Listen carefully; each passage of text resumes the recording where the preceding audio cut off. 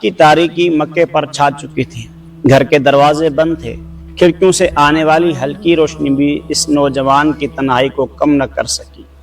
یہ وہی مصعب بن عمیر تھے جن کے لیے کبھی قیمتی لباس خریدے جاتے تھے، آج وہ اپنے ہی گھر میں قید تھے، صرف اس لیے کہ انہوں نے حضرت محمد صلی اللہ علیہ وسلم پر ایمان قبول کر لیا تھا۔ مکہ کے سردار سمجھتے تھے کہ ظلم ایمان کو ختم کر دے گا، لیکن وہ یہ نہیں جانتے تھے کہ ایمان جتنا دبایا جاتا ہے اتنا ہی مضبوط ہوتا جاتا ہے۔ حضرت مصعب رضی اللہ تعالیٰ عنہ کی والدہ خناس بنت مالک نے ہر ممکن کوشش کی کہ ان کا بیٹا اسلام چھوڑ دے، لالچ بھی دیا گیا، دولت بھی پیش کی گئی، دھمکیاں بھی دی گئی، مگر حضرت مصعب کے دل میں قرآن کی روشنی اتر چکی تھی۔ وہ جان چکے تھے کہ دنیا کی ہر نعمت ختم ہو سکتی ہے مگر اللہ کی رضا ہمیشہ باقی رہتی ہے۔ ادھر رسول اللہ صلی اللہ علیہ وسلم اپنے صحابہ کی تکلیف دیکھ رہے تھے، قریش کا ظلم بڑھتا جا رہا تھا، کمزور مسلمانوں کو شدید اذیتیں دی جا رہی تھی۔ ایسے میں رسول اللہ صلی اللہ علیہ وسلم نے صحابہ کو حبشہ میں ہجرت کرنے کی اجازت دی اور فرمایا کہ وہیں ایک بادشاہ ہے جس کے ہاں کسی پر ظلم نہیں ہوتا۔ حضرت مصعب بن عمیر نے موقع ملتے ہی قید سے نکلنے کی تدبیر کی، بالآخر وہ مسلمانوں کے ایک قافلے میں شامل ہو گئے۔ یہ صرف ایک سفر نہیں تھا، یہ اپنے وطن، اپنے گھر اور اپنی دولت اور اپنی ماں سے جدائی کا سفر تھا۔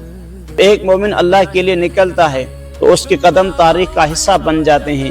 حبشہ بحر احمر کے پار ایک ایسی سرزمین جہاں اس وقت عیسائی بادشاہ نجاشی حکومت کرتا تھا، وہ انصاف پسند حکمران تھا۔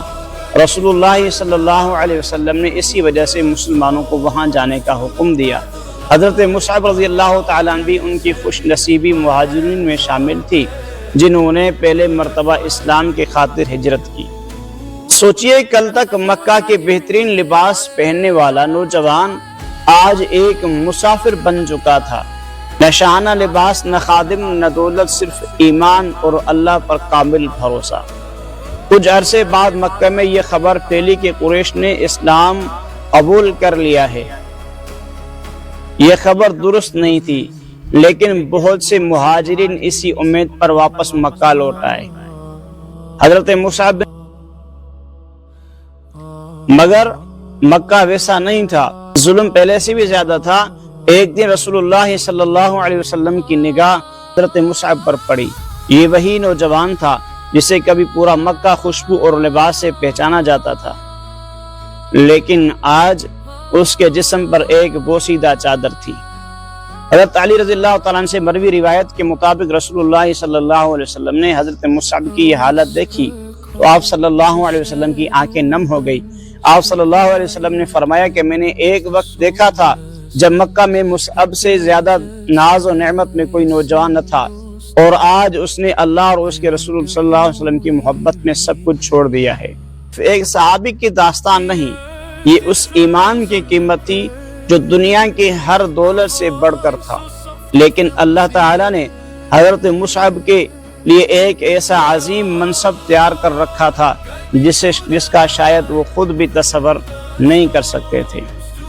جلد ہی یثرب سے چند لوگ مکے آنے والے تھے اور رسول اللہ صلی اللہ علیہ وسلم ایک ایسے شخص کی تلاش میں تھے جو قرآن جانتا ہو، حکمت رکھتا ہو، نرم مزاج ہو اور لوگوں کے دل جیتنا جانتا ہو۔ انتخاب صرف ایک نام پر آ کر رکا، مصعب بن عمیر رضی اللہ تعالیٰ۔